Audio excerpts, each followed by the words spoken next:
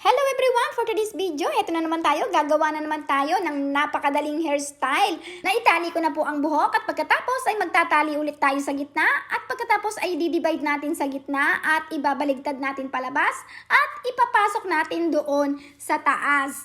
At yan, pagkatapos yung natirang buhok sa baba ay i-divide din natin sa dalawa. At pagkatapos ay iaakyat natin at ipapasok natin dyan sa may bandang right side. Ayan, ganyan lamang po. At pagkatapos, yung natira naman ay gagawin nating ipipilipit po natin siya. Ganyan lamang po mga mamshi, mga beshi, mga mare.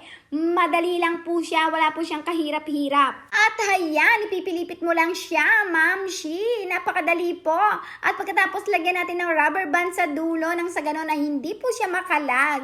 At pagkatapos ay iaakyat natin at ipapasok natin doon sa left side.